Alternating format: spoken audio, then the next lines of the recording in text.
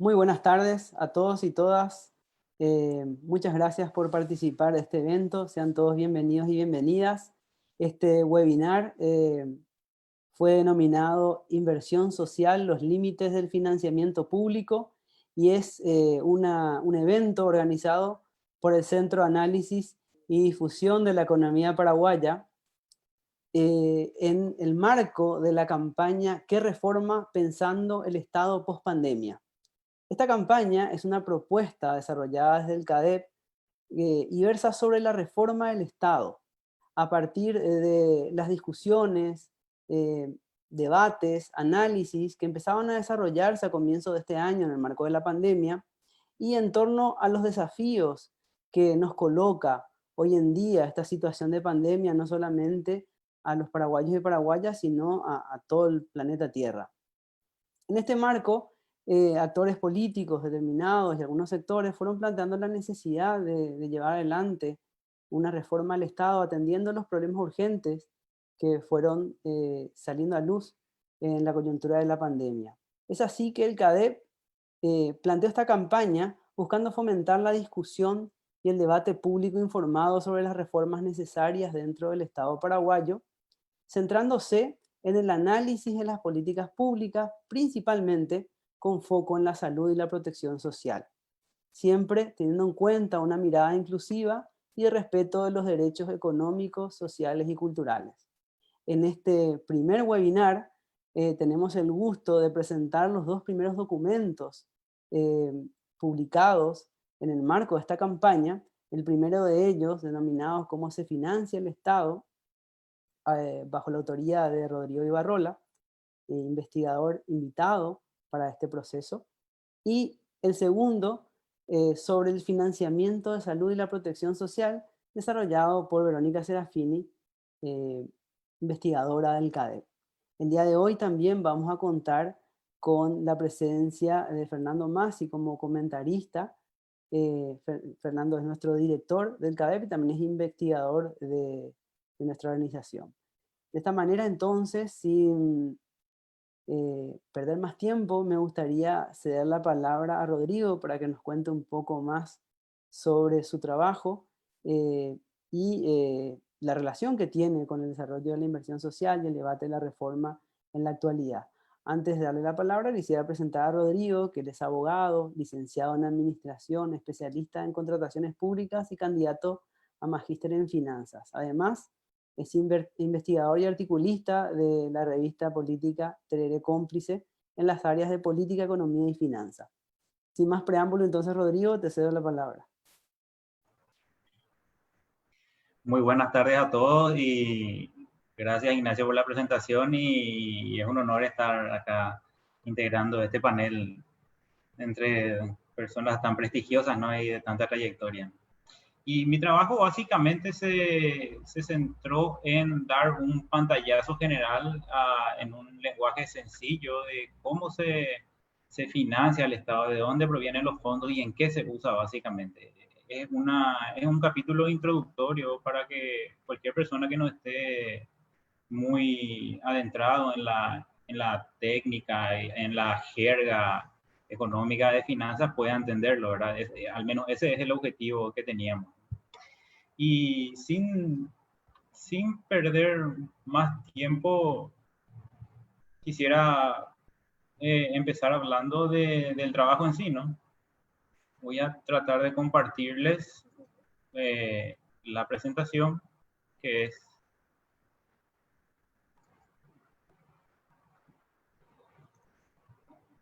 no sé si pueden verlo bien. Bueno, en primer lugar, es necesario definir qué es el gasto público. Sabemos que el Estado tiene una serie de roles que tiene que cumplir, que es básicamente garantizar a la población de unos servicios básicos y también garantizar el acceso a unos derechos fundamentales, ¿no?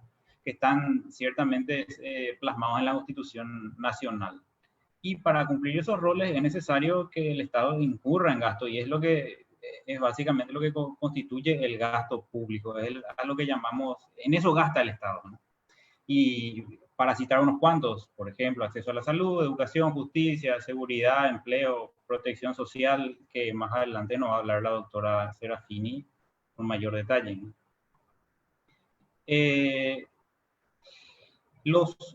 Normalmente los gastos y la forma en que se va a gastar están determinados en un documento que nosotros conocemos y lo llamamos como Presupuesto General de la Nación.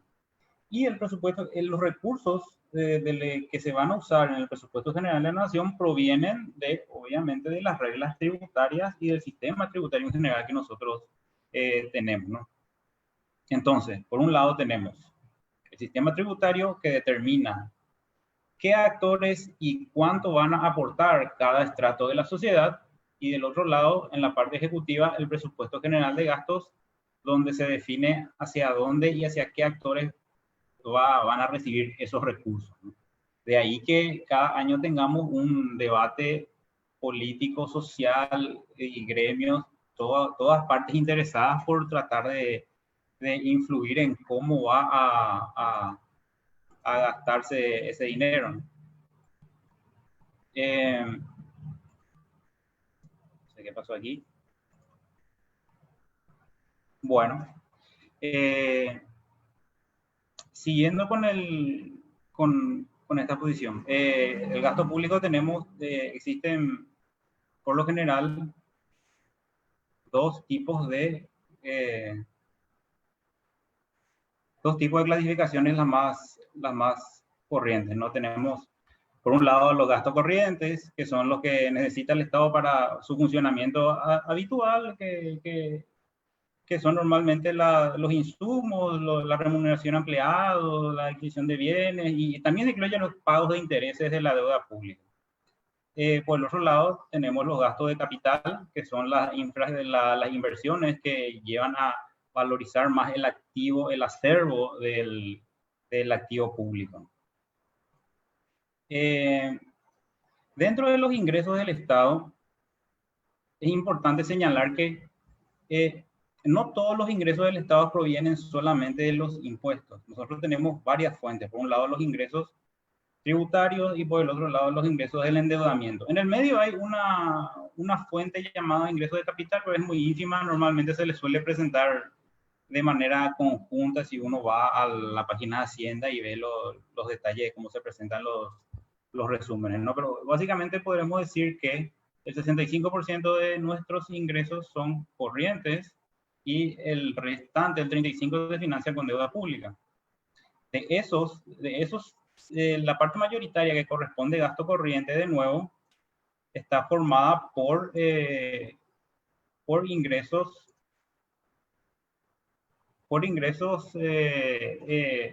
tributarios en un 70%, y el resto, 12%, vienen a ser los aportes de las binacionales, y el resto viene de contribuciones, los aportes de las cajas fiscales y otros ingresos que no son precisamente tributarios, ¿verdad? Eso por un lado. Y con respecto al gasto público en sí, lo que queremos dejar bien en claro es que las tendencias históricas, y aquí hay que ser bien honesto para no crear falsas expectativas. Digo honesto entre los analistas y los comunicadores. No hay que crear falsas expectativas en el público al decirle que el gasto público se puede achicar. Dado nuestro nivel de inversión y nuestro nivel de desarrollo, eso no concuerda ni con la teoría ni con la evidencia. De ahí que nosotros normalmente vemos con mucho escepticismo o sea, a mí particularmente veo con mucho escepticismo ese deseo y tomar eso como objetivo, no sabiendo que no es viable. Siguiendo con la posición, ya había dicho que los gastos corrientes están formados en un 70% de gastos, perdón, voy a volver a transmitir aquí, en un 70% de gastos tributarios. Y dentro de ingresos tributarios, otra vez, tenemos una participación relativa bastante desigual. Si vamos al histórico, vamos a encontrar que actualmente nos encontramos con un 75% de ingresos tributarios que provienen de impuestos indirectos. ¿Y esto qué implicancia tiene? Pues básicamente que los impuestos indirectos son los impuestos al consumo, ya sea IVA, impuestos selectivos al consumo, propiamente dicho, y también los aranceles que recoge aduana por el comercio, ¿no? Entonces, y esos impuestos al consumo son pagados por toda la población de manera equitativa, sin importar su nivel de ingreso. Lo que quiero decir es que la persona que gana más paga con relación a su ingreso básicamente de la misma proporción que paga una persona que gana menos con un ingreso menor, ¿verdad? Y eso es lo que se llama progresividad. La progresividad es cuando el que gana más paga más y el que gana menos paga menos. Y en nuestro caso no se da. Y al compararlo con las situaciones en otra región, vemos, por ejemplo, que en América Latina hay una cierta prevalencia mayor del impuesto a la renta personal que la renta empresarial, y en los países industrializados va completamente a la inversa. Ahí podemos ver que hay una supremacía de los impuestos a la renta personal y una menor proporción de la renta empresarial. Y eso tiene su lógica teórica, que es no desincentivar la inversión empresarial, por un lado. Siguiendo con la exposición, quisiera mostrar aquí a continuación en qué se gasta, en qué gasta el Estado paraguayo. Y acá podemos ver que mayoritariamente el 75% de su presupuesto se va en educación, obras, salud y seguridad.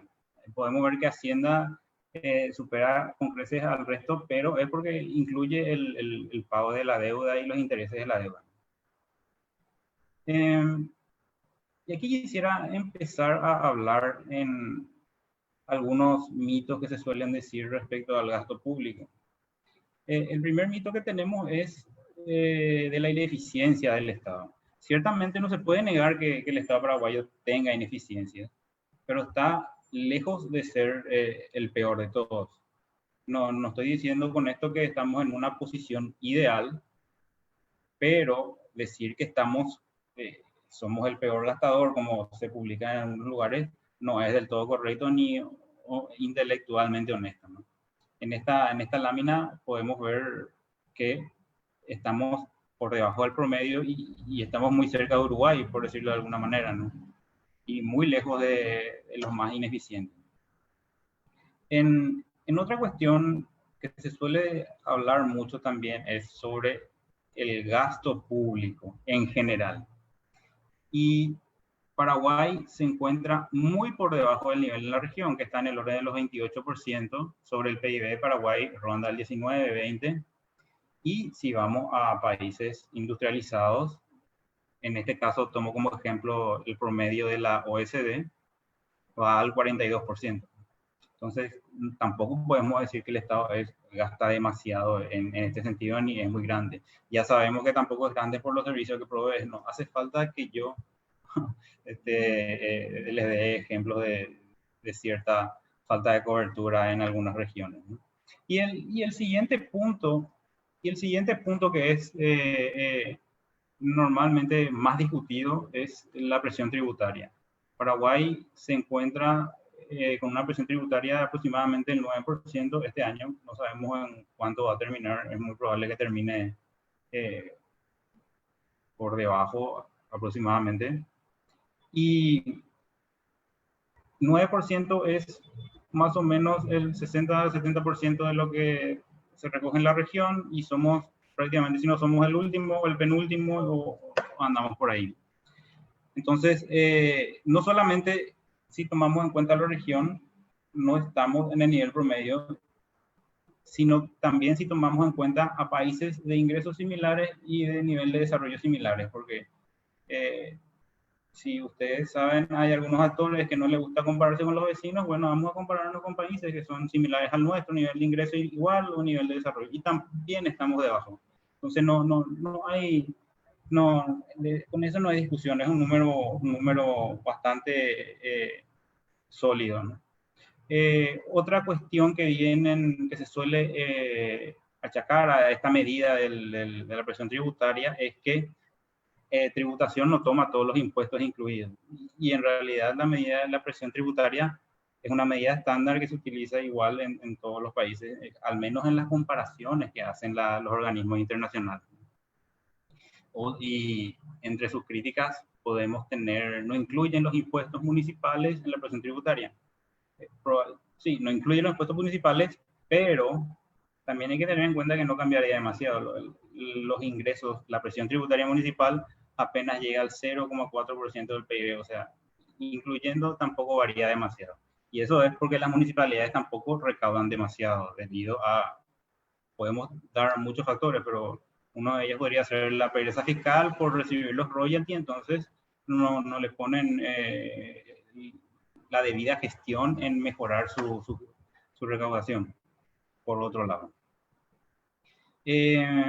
Bueno, en el siguiente punto lo que quisiera mencionarles es también sobre la deuda pública. ¿De dónde sale el límite del 30-40% de la deuda pública? En realidad, y esto viene de unos ejercicios de simulación econométrica que hacen el Ministerio de Hacienda con la asistencia del FMI, que toman en cuenta el crecimiento, la elasticidad de la recaudación, tasa de interés, tasa de crecimiento, entonces, y ahí hacen unas proyecciones. Y en las simulaciones o en las proyecciones que presentó el FMI, dice algo bastante curioso.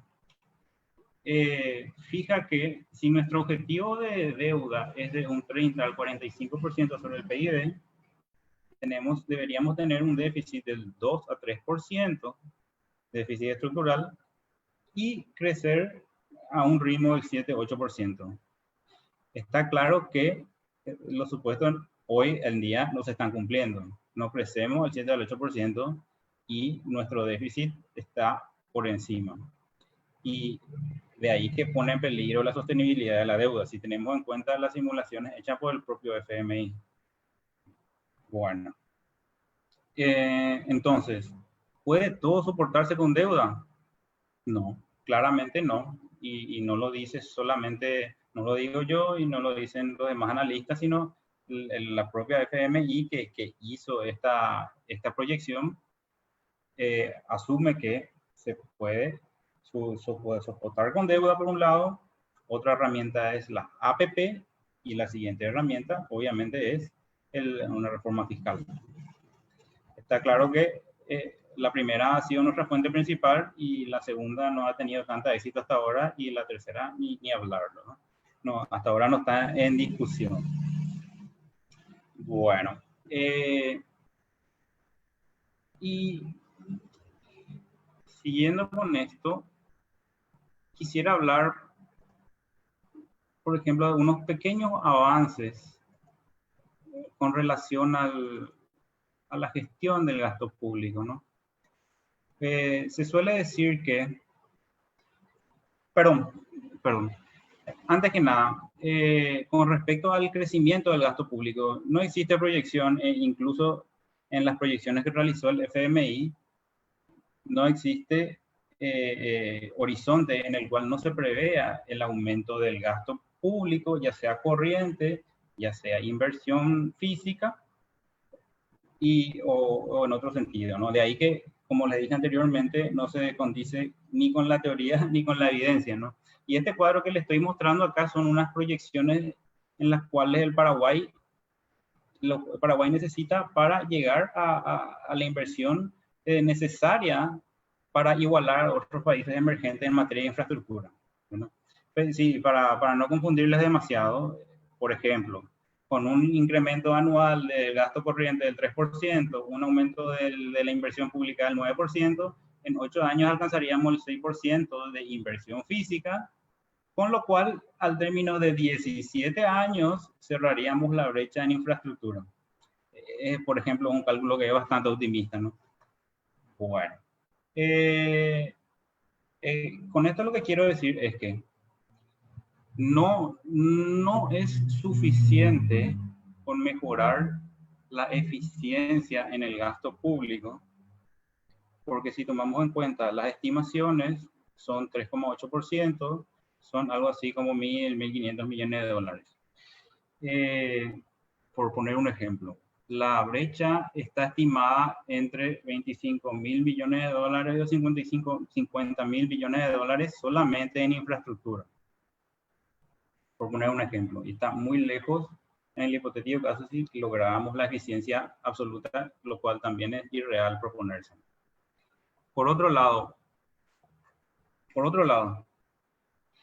tampoco es real proponerse un ahorro a través de la disminución del gasto público, porque la tendencia es seguir aumentando, porque los servicios son deficientes y debemos seguir aumentando, ya sea en salud, educación, y eso necesariamente requiere contratación de personal, y contratación de personal es gasto corriente, no hay que engañar a la gente. Es por eso que yo digo que hay que dar las señales claras y no alimentar falsas expectativas.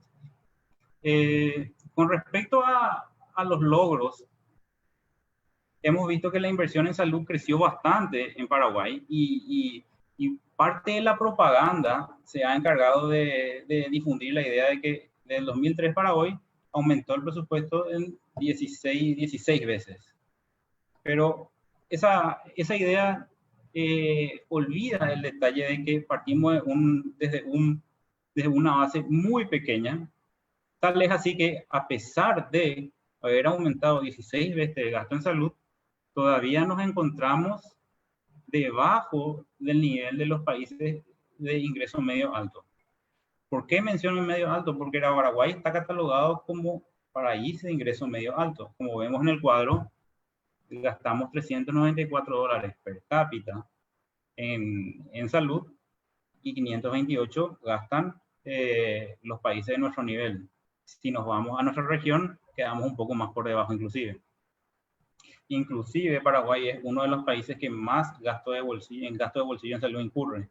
El gasto de bolsillo, el gasto que incurre el paraguayo para ir a atenderse en algún centro de salud es similar al de un país de ingreso medio, siendo que Paraguay es un país de ingreso medio alto, por poner un ejemplo. Entonces, aquí vemos una brecha que solamente con ineficiencia no se va a cubrir. También tenemos lo que podemos hablar de la protección social, que la doctora Serafini va a tocar más adelante con mayor precisión porque es su área en la cual desarrolló esta parte en este trabajo. Ciertamente, de toda la intervención fiscal que realiza el Ministerio de Hacienda a través de sus transferencias y de impuestos y toda esa gama de instrumentos que tiene, el instrumento que más reduce la pobreza y más incidencia son las transferencias, especialmente de adultos mayores y Tecopona.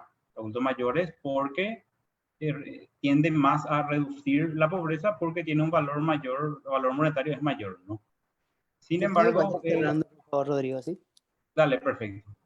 Y luego tenemos Tecopona, que tiene mayor incidencia en la desigualdad porque está mejor enfocado, ¿no? Y nada más, en los dos, aquí esto, aunque están bien enfocados, son los que más incidencia tienen, aún necesitan mayor financiación porque no logran cubrir ni las familias en estado de pobreza, ni los adultos que estén sin protección. En conclusión, para ir cerrando, podemos afirmar que no puede afirmarse que el Estado paraguayo sea grande ni que el gasto público sea excesivo, por un lado. Tampoco podemos decir que el Estado no sirve. Está claro que sí sirve, pero necesitamos mayor inversión. Y en tercer lugar, la presión tributaria es baja y no hay forma de rebatir eso. Son datos y son datos homogéneos, heterogéneos y estándares para todos los países. Y finalmente, para cerrar, que el sistema paraguayo es de los menos redistributivos, justamente por lo que les mencioné anteriormente. Y nada más, espero que haya sido de utilidad y gracias por la paciencia. Muchas gracias, Rodrigo. Muy interesante tu presentación. A todos y todas los que quedamos enganchados de lo que planteó Rodrigo, quiero recordarles que toda su alocución forma parte de un documento muy interesante que se denomina Cómo se financia el Estado y que ya está disponible a partir de hoy en la página web del CADEP, www.cadep.org.pi. Ahí ustedes pueden ingresar al botón de la campaña ¿Qué reforma pensando el Estado post pandemia? Y podrán encontrar y bajar sin ninguna dificultad el material que hoy nos presenta Rodrigo, así también como el material que nos va a presentar ahora Verónica Serafini sobre financiamiento de salud y protección social.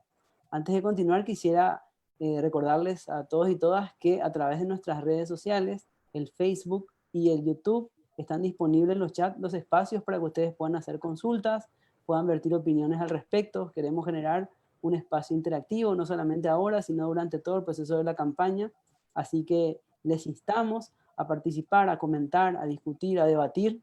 Aprovechemos hoy la presencia de estos investigadores también para consultarles y compartir con ellos y ellas reflexiones al respecto de este debate sobre la reforma. Bueno, y sin tomarme mayor tiempo, quisiera ceder la palabra ahora a Verónica.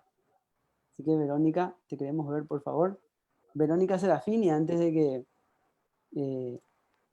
cederle la palabra, quiero comentarles que ella es investigadora del CADEP, es doctora en economía y especialista en protección social y bueno, no requiere demasiadas presentaciones para aquellos y aquellas que leemos frecuentemente sobre políticas públicas y protección social. Así que Verónica, sin más preámbulos, te cedo la palabra.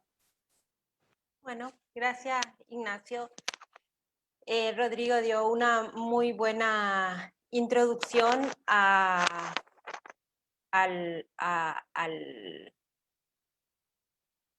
tema del financiamiento del Estado. Yo ahora voy a presentar, acercarme un poco más al tema de salud y protección social. ¿Y por qué salud y protección social? Porque en realidad uno de los componentes importantes de la protección social es el pilar de salud, y el otro componente que en términos de inversión pública en casi cualquier país del mundo es el ingreso, y después están otra serie de programas y ámbitos, pero originalmente, de hecho, y si uno mira la historia de la protección social, inicialmente a través de la seguridad social en Europa y en Paraguay, tiene esos dos grandes pilares: ingresos y salud. ¿Y por qué deberíamos preocuparnos en Paraguay sobre protección social y sobre cómo financiar? Porque hay cambios importantes, y si vemos solamente ahora en estos últimos 25 años, esos cambios ya se ven. Paraguay está envejeciendo muy rápidamente y está pasando de alrededor de un 5% de personas de 65 años o más, y va a llegar en el 2025 al 7,7%. Eso significa que va a pasar de 258.000 personas a casi 600.000 personas. Es decir... Disculpame, Verónica, una cosita. Tu micrófono está haciendo roce con tu collar y está generando como un ruido. Bueno, ahí. Perfecto, dale. Gracias. Prácticamente se van a duplicar en 25 años las personas mayores de 65 años. Y eso se va a volver a aumentar en los próximos, de aquí a los próximos años. Eso implica una importante presión sobre los sistemas jubilatorios y sobre la pensión alimentaria para personas mayores que tenemos en Paraguay. Pero por otro lado, estamos en el bono demográfico, y eso le da la oportunidad al sistema de protección social de incorporar muchos jóvenes al sistema, y porque nuestro sistema es solidario, de financiamiento solidario, entonces cuantos más jóvenes entren ahora, mayor sostenibilidad financiera va a tener el sistema. Pero también, como estamos mejorando, Rodrigo fue muy claro en el último PPT, diciendo que el Estado sí funciona, porque nosotros Si bien no mejoramos en lo que quisiéramos haber mejorado en estas últimas 2 décadas, que fueron las de mayores avances, hemos mejorado, y uno de los indicadores más claros es el aumento de la esperanza de vida. Pasamos en el mismo periodo de 2000 a 2025, pasamos de alrededor de 70 años a casi 73 años. Eso porque mejoraron las condiciones de salud, aumentó el agua, aumentaron los sistemas de agua potable, es decir, una serie de servicios que se expandieron sobre todo en el área rural. Ese proceso demográfico también nos lleva a cambios en los patrones de enfermedad y en las causas de morbimortalidad. Estamos pasando de enfermedades infecciosas hacia enfermedades crónicas, como la diabetes, los cánceres, y eso también exige transformaciones en la política sanitaria. Esos 2 grandes hechos van a ponerle presión al sistema de protección social y al sistema de salud. Y nos encontramos hoy con un sistema de salud, y como bien dijo también Rodrigo, a veces parece que no mejoramos, pero resulta que nosotros empezamos nuestra transición a la democracia con indicadores con indicadores muy bajos con respecto a América Latina, no solo en inversión pública, sino también malos indicadores en términos de pobreza, de coberturas de programas, de desigualdad. Y hoy, hasta hoy, ¿Podrías poner la presentación en modo presentación para que podamos ver bien en la lámina? ahí. Gracias. Ahí vemos en un pantallazo muy rápido 2 indicadores que podemos sacar todos los años de la encuesta permanente de hogares. La población con acceso a salud, que es las personas que se enferman o accidentan y consultan, y la proporción cubierta de ingresos por protección social. Y fíjense que todavía tenemos casi 1/4 de la población que no logra consultar. Esa proporción aumenta en el sector rural. En los hombres consultan menos, y también en los niveles socioeconómicos de menores ingresos. Y la proporción de población cubierta por ingresos de protección social, ya sean jubilaciones o pensiones, es apenas del 25%. También con algunas diferencias. Aquí el área rural tiene una mayor cobertura por la pensión alimentaria. Los hombres tienen una mayor cobertura por el peso que tiene la seguridad social. Ellos son los que entraron hace 20 o 30 años al sistema, y hoy son los que están cobrando. Posiblemente eso se va a revertir en los próximos 10 o 15 años por la entrada de las mujeres al sistema de seguridad social, por el empleo público, docentes, personal de blanco. Y también los quintiles de ingreso. Aquí hay algo muy interesante. El 20% más pobre tiene una cobertura casi similar al 20% más rico, y el 20% del medio son los que menor cobertura tienen por nuestro sistema segmentado socioeconómicamente. Es decir, los más pobres tienen la pensión alimentaria, el 20% más rico tiene jubilaciones, y en el medio se quedan poblaciones que no tienen ningún tipo de cobertura.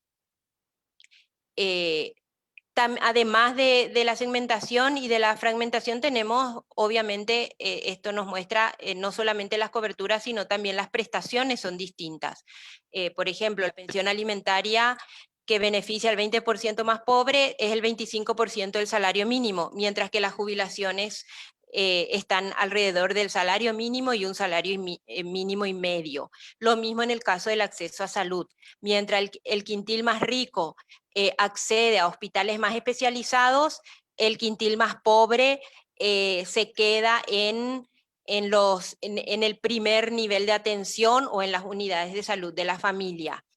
Y eso tiene que ver con el alto nivel de gasto de bolsillo que Rodrigo ya señaló. Paraguay es uno de los países de América Latina de mayor gasto de bolsillo. La mitad de lo que se gasta en Paraguay viene del bolsillo y eso también tiene que ver con el endeudamiento privado. Si uno ve la encuesta de inclusión financiera, la primera razón por la que en Paraguay la gente se endeuda es la salud. El alto gasto de bolsillo y el endeudamiento privado lo que nos dice, nos da la pésima señal de que en Paraguay, si uno se enferma y quiere curarse, necesita tener dinero y eso es inaceptable desde el punto de vista de los derechos. Creo que esto nos muestra también en qué lugar se ubica Paraguay, tanto en términos de presión tributaria como de contribución a la seguridad social. Estamos entre los peores países de América Latina y aquí hay que hacer dos esfuerzos: aumentar la presión tributaria, mejorar los ingresos tributarios, pero también formalizar el empleo. La mejor o la peor, entre comillas, señal que nos dio la pandemia de coronavirus son los altos niveles de informalidad laboral. Las encuestas nos muestran un 65% de personas que no tienen un trabajo estable, con seguridad social, formalizado, y eso genera exclusión en el sistema de seguridad, además de la evasión que hay. Nosotros podríamos estar duplicando la cobertura de IPS, reduciendo la evasión. Y lo mismo pasa con el sistema tributario. De todos modos, en ninguna de las dos soluciones, solo reduciendo evasión, no vamos a conseguir tener sistemas de salud y sistemas de protección social que nos garanticen una plena cobertura. Y finalmente, una restricción a las mejoras en el sistema de seguridad social que no teníamos hasta hace unos años es el endeudamiento. ¿Y por qué es una restricción? Porque a medida que aumentan los intereses de la deuda pública, también se empieza a ver una presión en la inversión social. Y eso se ve muy claramente en el presupuesto para el año 2021, que vamos a ver cómo termina, pero el proyecto que entró al Parlamento es un proyecto que presenta reducciones importantes en rubros importantes y fundamentales para la calidad de vida el año que viene en pandemia. Se redujo el presupuesto a la niñez, al INDI, a salud, a educación, en un año en que va a ser necesaria reforzar la política educativa y la política sanitaria, porque los niños y niñas vuelven a la escuela, hay que tener más docentes, los docentes pueden que se enfermen también, entonces van a pedir permiso, se necesitan reemplazos, se necesitan mejores sistemas, lavado de agua, de manos, higiene, baños, y en el sistema de salud, obviamente la presión de la pandemia va a continuar. Tiene en sus últimas páginas una serie de propuestas que tienen que ver con la eficiencia de los gastos y de algunos rubros, el aumento de los recursos que se destinaron a los seguros privados fue mucho más rápido que el aumento al Ministerio de Salud. Y esa es una población que la de los funcionarios públicos que debería ir entrando a la seguridad social, porque el pago de seguros privados tiene un problema grave que es el de eficiencia. Es mucho dinero que cada año hay que reponer, mientras que si entra a la seguridad social solidaria, eso sostiene y ayuda a sostener financieramente a largo plazo. El sistema de contrataciones públicas, obviamente hay que revisar todo el marco normativo y necesitamos hacer estudios de costo-eficiencia para asegurarnos que las tercerizaciones al sector privado sean realmente eficientes y se hagan por eficiencia. Un gran sector de la población pide que mejore la eficiencia y sobre todo el sector privado, pero también es en el vínculo con el sector privado donde se dan altos niveles de ineficiencia, no solamente en el manejo de los recursos humanos. Hay que crear el Fondo de Financiamiento del Sistema Universal de Salud, que ya está la ley desde hace muchos años y nunca se creó. necesitamos mejorar los ingresos tributarios para reducir el gasto de bolsillo y garantizar universalidad de programas como Tecoporá, Abrazo y pensión alimentaria. Necesitamos mirar a profundidad a la caja fiscal para reducir el déficit y las desigualdades en las contribuciones y prestaciones. Hoy hay muchísimos regímenes con diferentes mecanismos de entrada y con diferentes prestaciones. Y bueno, y finalmente mejorar la eficiencia, mejorar la transparencia, de manera que la ciudadanía sienta que lo que está pagando de impuestos realmente reditúa en el bienestar y en el fortalecimiento del sistema de protección y de salud y de protección social. Bueno, muchas gracias, dejo aquí y para el debate. Muchas gracias, Verónica, por tu presentación. Les quiero recordar a todos y todas que el documento que acaba de presentar Verónica está disponible en la página web del CADEP, www.cadep.org.pi. Van a la sección de la campaña ¿Qué reforma pensando el Estado post-pandemia? Y pueden acceder a este documento. También quiero recordarles que el debate está abierto ahora, están las redes a disposición, en los chats de Facebook y YouTube ustedes pueden colocar sus comentarios, sus preguntas, que vamos a leer en unos minutos para compartir entre todos y todas, y también para saber la opinión de aquí de nuestros panelistas. Y la campaña, quiero recordarles que esta campaña continúa por las redes sociales, estaremos distribuyendo flyers, infografías, videos, resúmenes, comentarios, debates en torno a esto, adecuándonos, claro está, a esta situación de pandemia donde el encuentro entre nosotros y nosotras se vuelve un poco complicado y las redes sociales se vuelven el canal propicio para la discusión. A continuación quisiera cederle la palabra al comentarista de este evento, que es nuestro director, Fernando Masi, director e investigador del CADEP, él es sociólogo y economista, máster en política y economía internacional. Muchas gracias, Fernando, te cedo la palabra.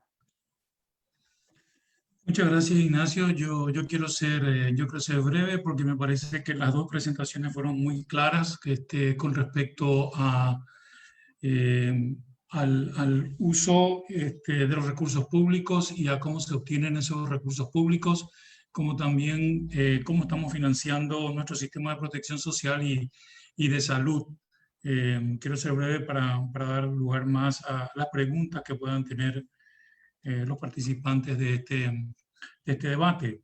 Y quiero decir en primer lugar que en realidad que el presupuesto general de la nación es un instrumento del desarrollo, porque es justamente el instrumento que tiene el Estado para hacer la diferencia con respecto al mercado, ¿verdad? Que el mercado busca maximizar las ganancias, pero el Estado lo que busca es maximizar el bienestar y también crear las condiciones para que el mercado pueda desarrollarse. Entonces, es importante, son importantes los recursos que maneja el Estado, cómo los maneja y cuánto de ellos, en qué monto se necesitan esos recursos de acuerdo al nivel de desarrollo de cada país. Y yo diría que en el Paraguay, en realidad, que el presupuesto general de la nación comenzó a ser un instrumento de desarrollo recién hace entre 15 y 20 años atrás, digamos, cuando nosotros empezamos a ver que por primera vez se comenzaba a incrementar los gastos en los gastos sociales, en salud, en protección social, cuando se comenzó, digamos, a partir del 2004, 2005, y cuando se comenzaron cuando también los gastos de inversión pública en infraestructura empezaron a tener un incremento importante a partir del 2008 en adelante. Como dijeron los panelistas, en primer lugar, estos gastos fueron incrementados también debido a la demanda, que significa un país con mayor ingreso per cápita, las demandas sociales, sobre todo en las cuestiones básicas como educación y salud. Y por otro lado, digamos que se notan de que tienen resultados, contrariamente a lo que opinan o a lo que opinan varias personas, que aquí aumentó el gasto, pero que no se ven esos resultados. Existen esos resultados, como demuestran los panelistas, en los gastos sociales de salud y protección social. Yo diría, educación no es un tema acá, pero también educación ha aumentado la cobertura principalmente. Por lo tanto, lo que se muestra es de que ha habido resultados, pero que todavía resulta no suficiente todos los gastos del Estado para llegar a situaciones óptimas o semi-óptimas en cuanto al bienestar que debe propulsar el Estado paraguayo. Y en este sentido, quiero volver a insistir en los puntos que también se hicieron acá, en el sentido de que, es decir, ¿cuáles son los instrumentos que se han utilizado últimamente para el aumento de estos gastos?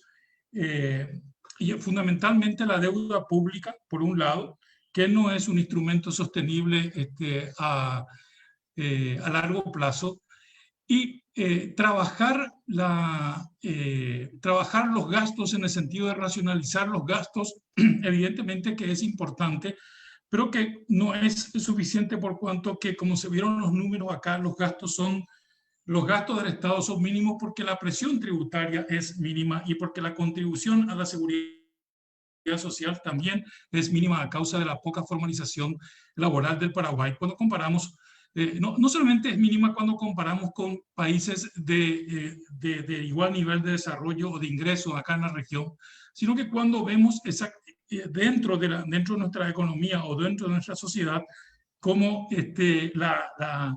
la escasez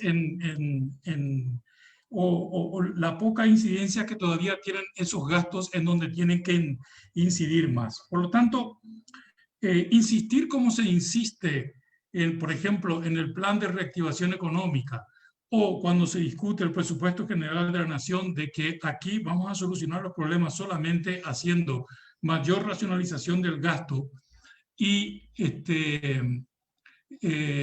endeudándonos más. Yo creo que absolutamente eso no es sostenible, ¿verdad? Se soslaya por parte de las autoridades públicas encargadas del presupuesto general de la nación, se soslaya el ajuste tributario, que es lo que más nosotros necesitamos, porque en este país hay una desigualdad muy pronunciada en términos de las contribuciones tributarias entre todos los contribuyentes, como ya se ha demostrado por la diferencia que hay entre los impuestos directos e indirectos, 75% de impuestos indirectos y solamente 25% de impuestos directos, y no digamos ya de la poca recaudación que se tienen en ciertos tipos de impuestos, que son aquellos que provienen de los motores del crecimiento, de los sectores más fuertes y que son los motores del crecimiento económico del país, por un lado, y de la poca contribución que tiene el impuesto a la renta personal. La poca contribución que tiene el impuesto, la ridícula contribución que tiene el impuesto inmobiliario en el país, y que tampoco es objeto de preocupación por parte de las municipalidades, por cuanto que hay como se señalaba, una pereza fiscal en cuanto a recibir los royalties de Itaipú. Es decir, acá se necesita volver a pensar en los ingresos. ¿Cómo vamos a manejar los ingresos? No solamente en términos de ajustes tributarios, sino que también en términos de pensar mejor en una estructura de ingresos que mayormente son tributarios, pero que también son de donaciones, son de los propios ingresos de Itaipú. Itaipú no es, los ingresos de Itaipú no van a ser por siempre. En 30 o 40 años no vamos a tener necesariamente ingresos de Itaipú. Entonces los ingresos van a seguir siendo genuinos, es decir, los tributarios, y con una presión tributaria como la que tenemos, no es posible no solamente pensar en una reactivación 2021, sino que no es posible pensar en aumentar la cobertura de los gastos sociales, que es lo que más necesita la población, y también ir hacia la formalización de la economía que ayude también a un mayor ingreso para la seguridad social. Entonces, quiero insistir simplemente en eso, es decir, vamos a tener un presupuesto general de la nación útil cuando tengamos más recursos para gastar y gastar bien, y cuando pensemos más en términos de ingresos con cualquier plan que este gobierno o los gobiernos posteriores quieran hacer en términos tanto de reactivación económica como de ayudar al crecimiento económico del país.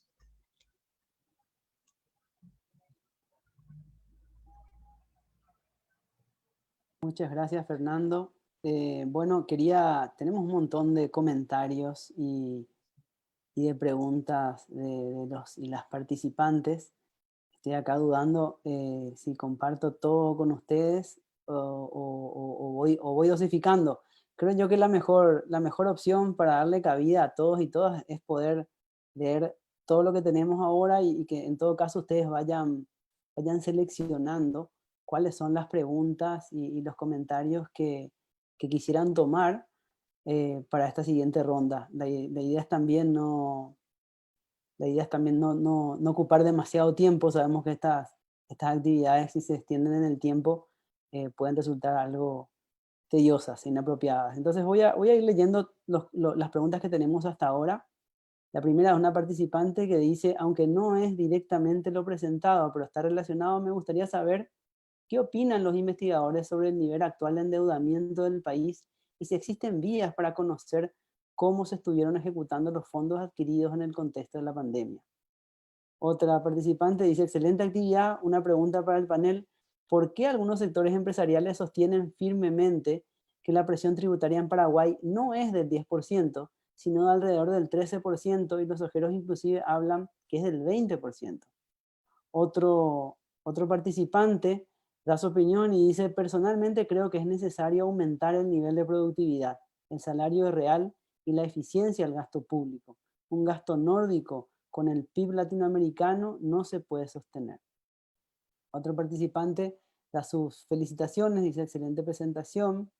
Tenemos otro participante que insiste y reformula la pregunta sobre la presión tributaria. Otra persona nos dice también: ¿un sistema de reparto es sostenible a largo plazo? ¿No sería mejor cotizar en el mercado? Tenemos otra pregunta que dice lo siguiente: ¿cómo hacer que los que trabajan de manera informal logremos que ellos contribuyan, mejor dicho? Otro comentario y pregunta dice: ¿es cierto que un financiamiento en salud para nuestro país solo debería hacerse gradualmente, priorizando niveles de atención más básicos aún no existentes? ¿O considera que hay formas de fortalecer simultáneamente todo nuestro sistema de salud? ¿Tendría sugerencias concretas de cómo realizarlo en nuestro país? Esa pregunta era directamente para Verónica, me salté esa parte. Otro comentario dice: si bien la recaudación del Estado es baja, entiendo que el modelo y análisis realizado está puesto en relación a países desarrollados que tienen una recaudación que se visibiliza en la inversión social. En Paraguay, por el nivel de corrupción, es dudoso. Por lo menos yo dudo mucho que las recaudaciones que se generen vía impuestos se reinviertan en la ciudadanía, porque ejemplo tenemos suficiente en los municipios, por citar. Y tengo unas últimas preguntas más. Otro comentario dice: yo creo que si el impuesto a la renta personal debe ser del 1% para personas que ganan menos de 10 millones de guaraníes, y el de la renta empresarial del 5%, a la par que se le debería exonerar de impuestos a las empresas farmacéuticas, los laboratorios bioquímicos, a las aseguradoras privadas, a las clínicas y sanatorios y a las empresas proveedoras de combustible e insumos, a la par que tiene que haber un sistema de pensiones mixtos, capitalización individual y de reparto. Otra persona nos dice: excelente el criterio de su demostración cuántica. Y la última pregunta es: ¿cuál es la proyección de las políticas de salud y protección social con la actual presión tributaria, ¿qué futuro nos espera? Ah, hay más, disculpen, tengo dos más. Un comentario también: racionalizar el gasto es importante, pero no es suficiente. Bien clarito el doctor Fernando Masi. Se comienza a analizar más exactamente el presupuesto general de gastos con el reconocimiento de la deuda interna y su pago en bonos al BCP por parte del Ministerio de Hacienda por primera vez desde 1995. Y la última es: creo que deben haber zonas libres de impuesto a la renta empresarial en determinadas zonas del interior, como es en China. Exonerar impuestos a los sectores relacionados a salud y educación, utilizar los ingresos de las binacionales en la compra de acciones en empresas del sector tecnológico y depositar en un fondo como en la estatal de petrolera de Noruega, y hacer una auditoría y reformas económicas como Nueva Zelanda en 1984. Bueno, hice una lectura general de todos los comentarios para dar cabida y participación a todos y todas los que están escuchando y quieren compartir con nosotros sus ideas y preguntas. Así que abro la siguiente ronda para que ustedes puedan contarnos qué les provocan estos comentarios, qué preguntas pueden llegar a responder y, bueno, su opinión sobre los planteamientos vertidos en los foros de nuestra actividad. Les cedo la palabra, si les parece, a Rodrigo y luego de vuelta a Verónica, ¿sí? Bueno, entre lo que pude captar, uno de ellos se preguntaba sobre si la presión tributaria, ¿por qué varía de un actor a otro? Lo que dice. En realidad no es que varíe la presión tributaria. La presión tributaria es una fórmula que se utiliza, que es lo recaudado en impuestos sobre el PIB. Lo que suele pasar es que se usan otras denominaciones como presión fiscal, por ejemplo, y ahí cambia la cosa porque incluyen contribuciones a la seguridad social y en algunas mediciones le incluyen los ingresos que no son precisamente tributarios ni contribuciones sociales. Entonces ahí varía un poco la medición de acuerdo a quién se mida, de cómo se mida, ¿no? Entonces, pero la presión fiscal es simple y llanamente recaudación tributaria, propiamente dicha, sobre PIB. A eso se refiere presión fiscal. El resto no es presión tributaria, el resto no es presión tributaria. Y sobre lo del, según algunos sectores empresariales, dice que es el 20%. Yo creo, no estoy seguro, pero creo saber de dónde proviene eso, ¿no? Es un estudio que hizo creo que la UNFP o algo parecido, donde hacía un cálculo de presión fiscal que tenía una empresa. Entonces, en ese cálculo, el investigador, que no recuerdo quién era, le incluyó, por ejemplo, el IVA débito, el IVA comprador, también le incluyó en su cálculo, le incluyó el impuesto a la distribución de dividendos, lo que implica además que asumió que todas las empresas distribuían dividendos, ¿no?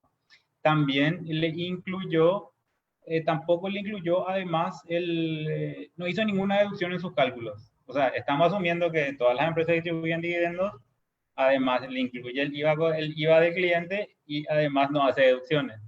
Entonces le salió más o menos ese porcentaje de presión tributaria. Entonces, a mí me genera muchas dudas ese cálculo, no sé a los demás. Eso por un lado. Y no recuerdo otra cuestión de que hablaba de la parte de la informalidad, lo que me quedó. Es difícil reducir la informalidad porque es un problema que es multifactorial, depende de muchos factores, no solamente el deseo de ser formal o no, ¿verdad? Normalmente uno decide ser informal porque no puede entrar en el grupo de los formales y muchos deciden ser autoempleados otra vez. Entonces es un problema estructural que se debe abordar de diversos ámbitos, no precisamente solamente tributario. Y además tenemos también a las empresas formales que tienen prácticas informales. En un estudio que ahora no recuerdo bien, se colectaron los datos y las empresas formales afirmaban que la mitad de los empresarios formales decía que sus competidores formales también incurrían en prácticas en prácticas de informales. Facturaban sin, o sea, vendían sin facturar y contrataban gente en negro. Entonces también tenemos ese problema dentro de los formales, no solamente los informales. Y después, la cuestión de cuantificar el mercado informal es complicado. No es solamente decir, ah, bueno, los informales van a ser todos formales y a partir de aquí vamos a aumentar la recaudación, ¿cierto? Si vos le metes a todos los informales en los formales, va a aumentar tu recaudación, pero también va a aumentar tu denominador y no precisamente va a modificar tu presión tributaria, ¿no? Y además, los informales ganan considerablemente menos que los formales. O sea, no solamente, no sabemos si van a llegar al límite para llegar a incidir a una recaudación que sea realmente y que incida realmente. Y eso tiene que ver otra vez con la productividad propia del entorno empresarial en que se desenvuelven, ¿no? O sea, es complicado no solamente estimar, sino resolver ese problema. Y eso es lo que puedo decir sobre las preguntas. Ahora, si voy recordando otro, voy a pedir la palabra para responder. Perfecto, Rodrigo. Verónica, ¿cómo tuviste problemas con la conexión? Seguro no pudiste escuchar varios de los comentarios en las preguntas. Quisiera recordarte algunas que están, al menos las que están directamente dirigidas a vos o que están más centradas en el tema que presentaste. Si me permitís, voy a repetirte algunas. La primera dice, doctora Verónica, ¿un sistema de reparto es sostenible a largo plazo? ¿No sería mejor cotizar en el mercado? Otra dice, para Verónica, ¿es cierto que un financiamiento en salud para nuestro país solo debería hacerse gradualmente priorizando niveles de atención más básicos, aún no existentes? ¿O considera que hay formas de fortalecer simultáneamente todo nuestro sistema de salud? ¿Tendría sugerencias concretas de cómo realizarlo en nuestro país? Y otra pregunta que creo que también atiende a la temática que presentaste, Verónica, es ¿cuál es la proyección de las políticas de salud y de protección social con la actual presión tributaria? ¿Qué futuro nos espera? Te cedo la palabra, Verónica. Bueno, interesantes preguntas para debatir. Empezando por las más complejas, digamos. Y empezando por donde terminó Rodrigo. El tema de nosotros tenemos que pensar en que podemos desarrollarnos como se desarrollaron muchos otros países del mundo, los tigres asiáticos, países como Finlandia, Islandia, que tomaron la decisión de desarrollarse y se desarrollaron en unos alrededor de 30 años. Pero eso significó decisiones políticas importantes. Para aumentar la productividad no podemos aumentar la productividad y ahí hay una teoría muy clásica, la del capital humano. No hay aumento de productividad sin las personas. Y ahí necesitamos invertir en salud y educación y en protección social, obviamente. Y ahí viene la respuesta a quien planteó, ¿podemos o no con esta presión tributaria?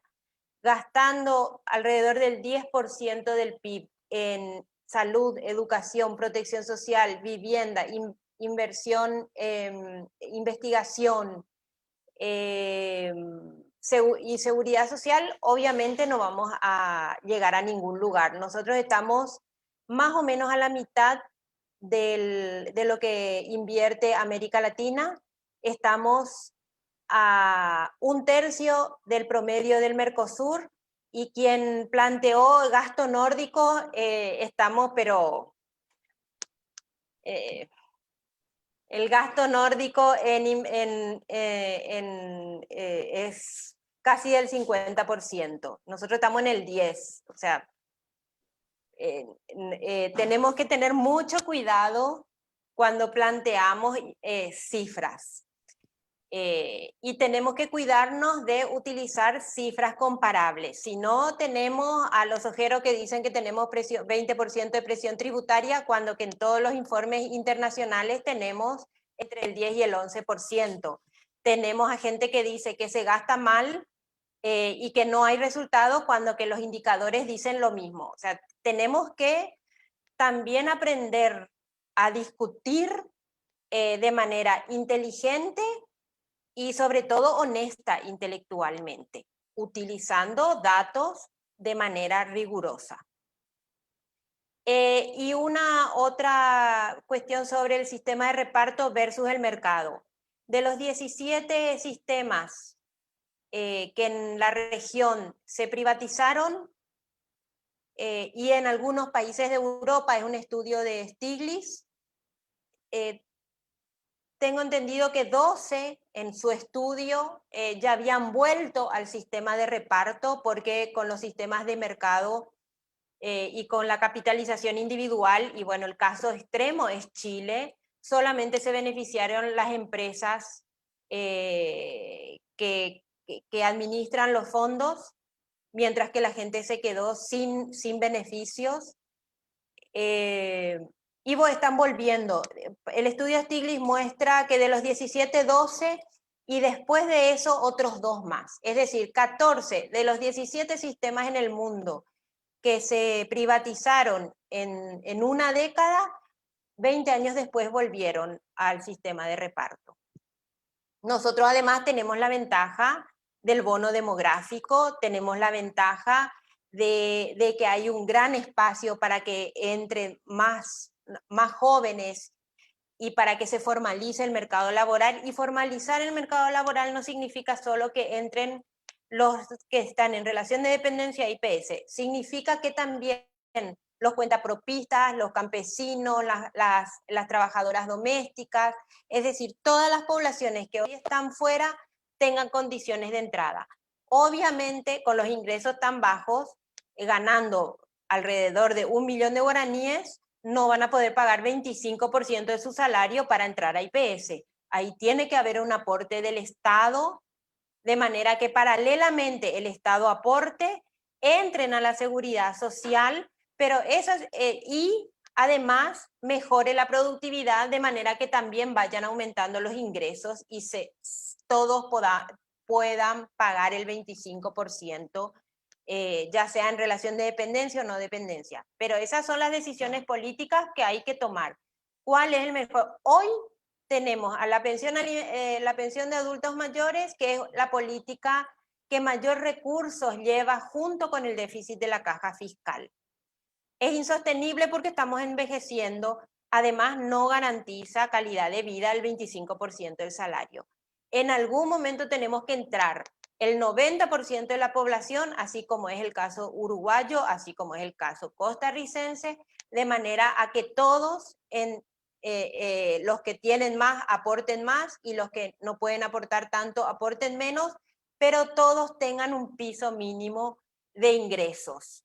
Y bueno, el que quiera tener más ingresos en su jubilación aportará individualmente más. Ahí sí hay que revisar un aporte mínimo para un ingreso mínimo, y después el que quiera triplicar o cuadruplicar sus ingresos a la hora de jubilarse pueda aportar independientemente más.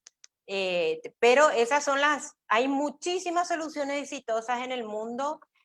Nosotros tenemos que salir de nuestro esquema no se puede, de nuestro esquema no funciona el Estado, y tratar de buscar soluciones acordes a nuestras necesidades, pero de que tenemos oportunidades, tenemos muchísimas oportunidades de desarrollarnos. Perfecto. No sé si Fernando querés hacer algún comentario de las preguntas o puedo pasar a una segunda ronda, que hay algunas preguntas y comentarios más.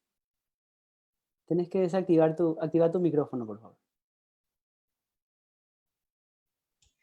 Un solo comentario que es sobre la presión tributaria. Rodrigo bien definió. La presión tributaria es numerador, recaudaciones del Estado. Denominador, Producto Interno Bruto. Es decir, todo lo que se vende, es decir, todo el valor de los bienes y servicios que tiene ese valor dentro de un año calendario. El Producto Interno Bruto, la economía toda, las actividades económicas todas, no las actividades económicas parcializadas o en parcela de ciertos sectores o de ciertas empresas. El denominador no son las empresas. El denominador es la economía todo, es el PIB. Eso es presión tributaria. Y los que quieren poner como denominador a las empresas, tendríamos que ver si eso los organismos internacionales lo utilizan. Ya sabemos que no lo utilizan. Por lo tanto, están actuando en forma deshonesta al hacer ese tipo de cálculo, ¿verdad? Se podrá llamar otro tipo de presión. Había que, a lo mejor en el Paraguay inventamos ese concepto de, otro tipo de concepto de presión tributaria, no sé. No tenemos ningún premio Nobel, ¿verdad? Acá, o no tenemos gente que necesariamente ha sido muy inteligente en ese sentido, pero a lo mejor algunos inteligentes te pueden salir y aportar eso al mundo, pero el denominador no es la empresa, el denominador es el Producto Interno Bruto, nada más. Muchas gracias, Fernando. Voy a hacer una última ronda de comentarios y preguntas. La primera dice, ¿de qué manera puede alterar el presupuesto del 2021 si se modifica el déficit fiscal casi el 7%?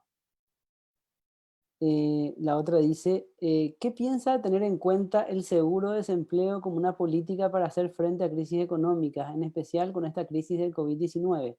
¿Debemos pensar en políticas de seguridad de desempleo, doctora Verónica?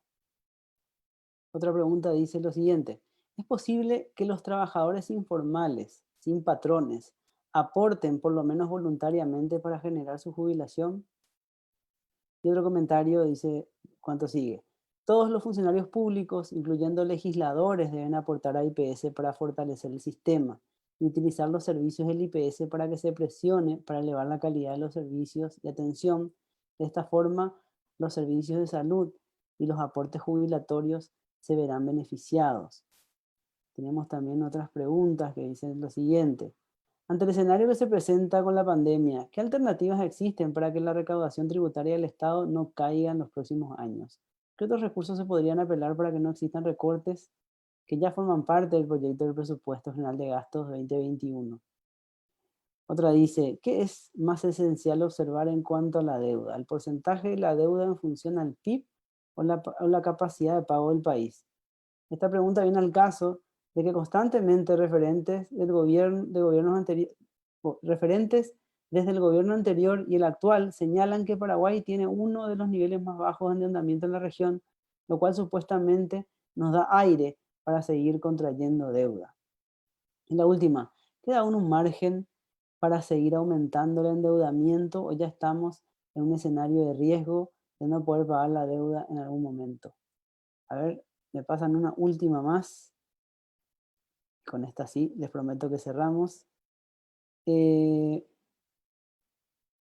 una felicitación, excelente exposición, muchas gracias.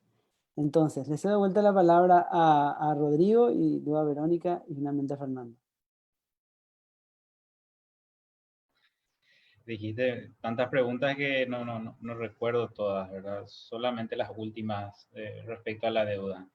Y el límite de la deuda depende de los indicadores, ¿no? Como yo mencioné anteriormente, el recomendado para Paraguay, según el FMI, estaba entre 30 y 35, con el supuesto de que creciéramos al 7-8% y con un déficit fiscal de 2 al 3%, ¿no? Entonces, estamos viendo que la deuda va aumentando encima de ese límite y lógicamente vienen de Hacienda a pedir que aumentemos el déficit porque de alguna forma hay que cubrirlo, ¿no? Y esa es la directa consecuencia. Y yo personalmente no creo que vayamos a una cesación de pagos de la deuda. Lo que sí vamos a ver es una desinversión. Como ya lo mencionó la doctora Serafini, el ritmo de aumento de la inversión en salud disminuyó de manera directa con el aumento del pago de los intereses de la deuda. Y esa es una de las maneras que se siente cuando aumenta el endeudamiento sin crecer lo suficiente ni tampoco aumentar la recaudación. Eso es lo que puedo aportar, lo que de las preguntas que escuché. se puede captar más o menos.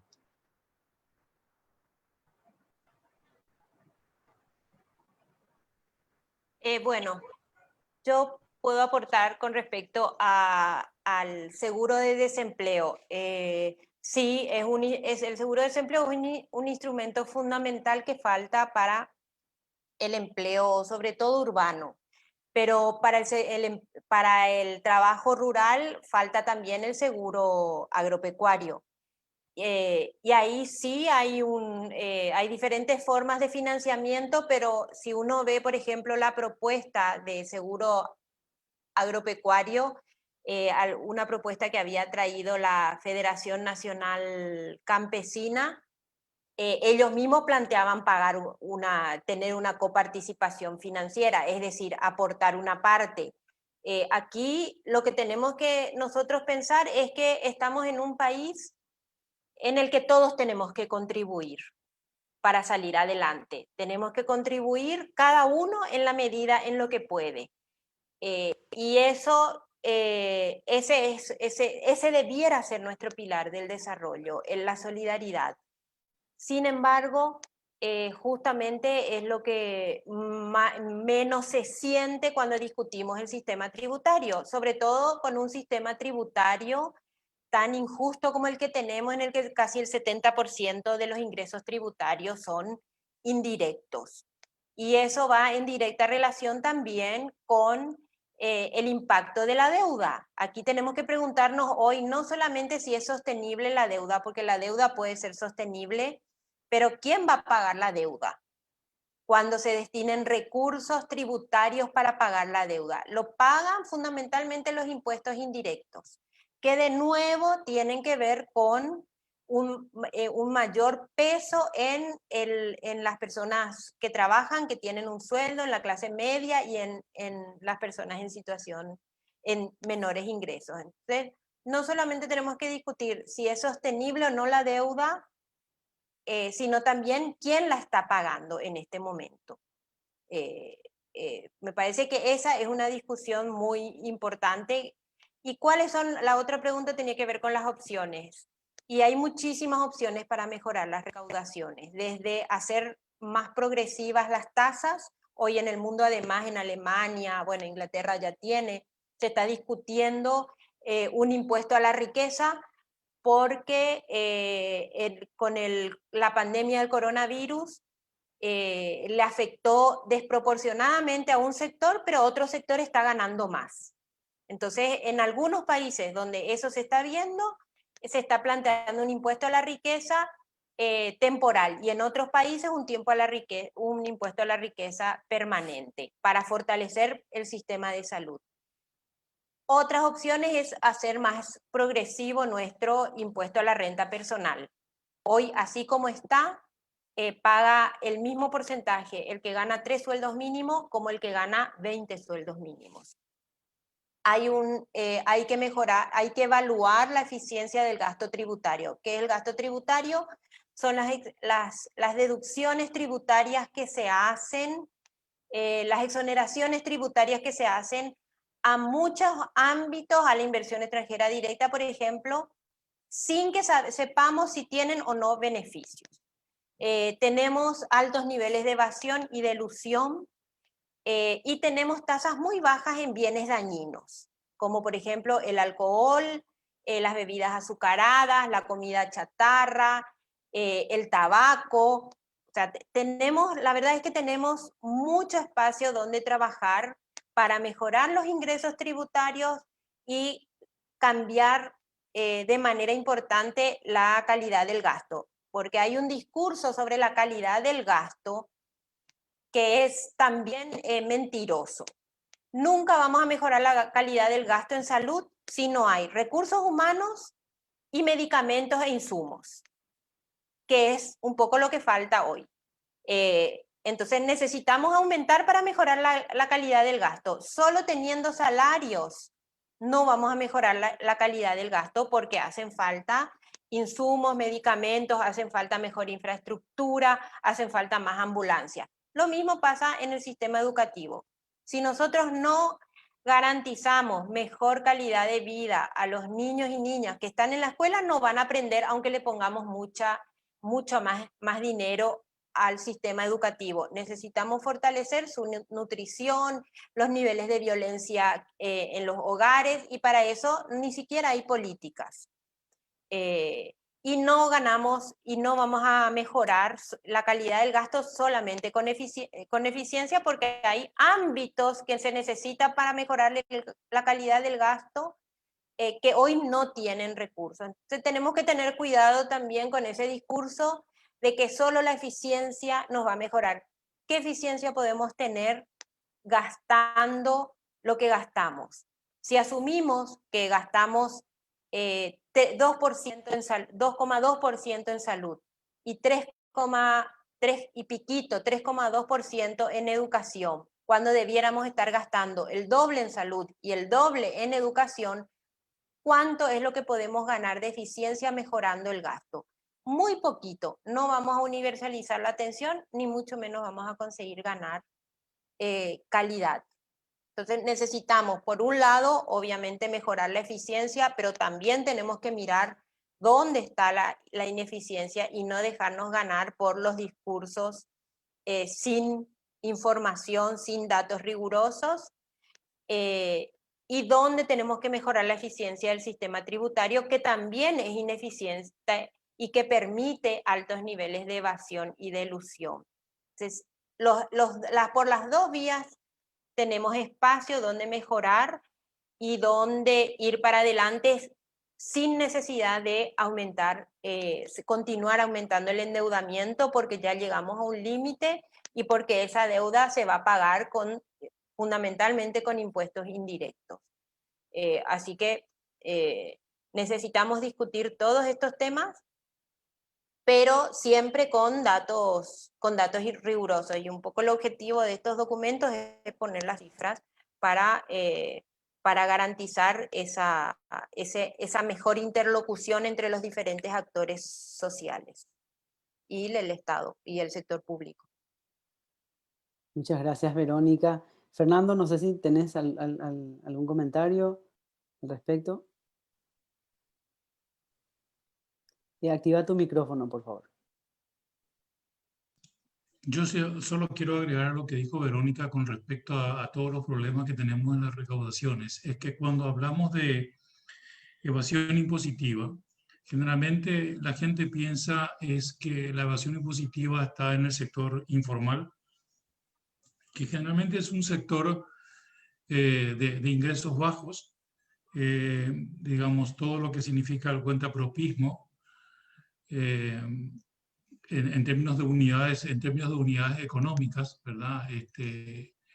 Entonces, estamos hablando incluso en términos de la política pública, se pone el foco en ese tipo de evasión, que si bien es cierto, es una evasión porque no hay formalización, pero si, digamos, si esa gente comienza a contribuir como lo está haciendo, va a contribuir muy poco por cuanto que sus ingresos son menores. La evasión principal no está ahí. La evasión principal está en los grandes contribuyentes. Y eso ya lo hemos sabido, lo hemos dicho varias veces cuando miramos las recaudaciones, por ejemplo, del IRAGRO, que son de los agronegocios, que sus contribuciones son ínfimas y que por lo tanto ahí hay una ineficiencia tributaria en hacer que ese tipo, es decir, de que se registren las unidades económicas que trabajan en el agronegocio en tributación y que paguen, ¿no? También tenemos evasión muy fuerte en el comercio de triangulación, y no de los pequeños, sino que también de los grandes, en el comercio de frontera. También tenemos evasión en las propias empresas transnacionales que son acopiadores de nuestros principales productos a través de los precios de transferencia, y que se estuvo trabajando eso también dentro de la política pública, pero no sabemos hasta qué punto para realmente cerrar ese agujero que están dejando, esa práctica que tienen las empresas extranjeras, no solamente en Paraguay, sino que en todo el mundo, porque esto ha sido objeto también de estudios de parte de la OECD y de otros organismos internacionales. Por lo tanto, cuando hablamos de evasión, estamos hablando de evasión grande y estamos hablando de evasión principalmente del sector formal, en términos de valor de esa evasión cuando lo comparamos con el sector informal o con el cuentapropismo, si uno quiere hablarlo de esa manera. Yo creo que eso es importante. En cuanto a la deuda pública, tarde o temprano se van a tener que hacer los ajustes tributarios para pagar esa deuda pública, porque si uno mira los números de aquí hasta el 2040, si nosotros seguimos con esta presión tributaria y seguimos con este nivel de evasión tributaria, es evidente que se tienen que hacer los ajustes tributarios. Entonces, cuando se piensa en una política pública de ajustes tributarios para pagar nuestra deuda, no se debe seguir con el sistema actual de 75% de impuestos indirectos y 25% de impuestos directos. Es decir, el ajuste, va a ser muy fácil decir, bueno, vamos a subir el IVA al 14%, vamos a tener mayor recaudación porque se recauda de forma rápida y directa y pagamos la deuda. Entonces, evidentemente que ahí los más perjudicados van a ser los que tienen menores ingresos. Aquí lo que se tiene que pensar es de que tiene que aumentar la participación de los impuestos directos en las recaudaciones. Y ahí es donde tiene que estar el ajuste tributario. Es decir, en el impuesto a la renta de las empresas, en el impuesto a la renta personal, que hoy contribuye solamente con el 25%. Nosotros tenemos que llegar de aquí a unas décadas a un 40% de participación de esos impuestos directos, de manera que cualquier tipo de ajustes tributarios que tenemos que hacer, no solamente para pagar la deuda, sino que para aumentar los gastos sociales, se haga de parte de los impuestos directos y no de los indirectos, que va a significar nuevamente un perjuicio para la gente de menores ingresos, que es la gente, que es la mayoría, y que es la gente beneficiaria de los gastos del Estado.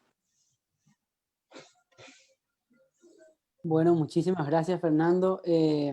Con esto quisiera ir concluyendo nuestro webinar, no sin antes invitarles a todos y todas a visitar nuestra página web www.cadep.org.pi, que puedan ingresar a la sección de la campaña ¿Qué reforma pensando el Estado post-pandemia?, donde van a encontrar un montón de información respecto a esta campaña, y principalmente van a tener acceso directo a los documentos desarrollados por Rodrigo y por Verónica. También quisiera agradecer a los panelistas y principalmente a todos y todas los participantes por sus comentarios, sus opiniones. Esperamos contar con su asistencia en los próximos eventos que serán anunciados por las redes sociales del CADEP. De esta forma entonces cerramos esta transmisión y hasta un próximo encuentro. Muchas gracias.